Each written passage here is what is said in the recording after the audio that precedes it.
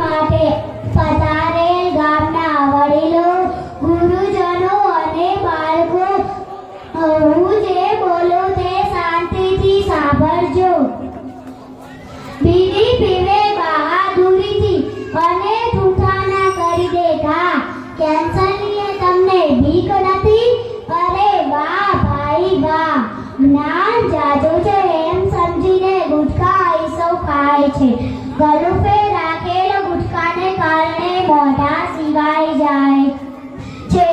માવો ચોરી મોજથી પછી મૂંગી ભાષા બોલે છે. ચેતી જજો વાલા વડીલો, આ કેન્સર નારે દ્વાર ખોલે છે.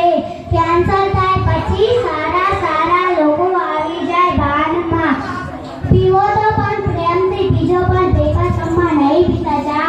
એમાં આવે છે કેન્સર, લેવ લાગશે કેન્સર ના ખા. સુંદર રજૂઆત કરી. પેપર કંપનીને જે આપણે ચા પીએ છીએ એની અંદર જો ખતરનાક કેન્સર થાય તો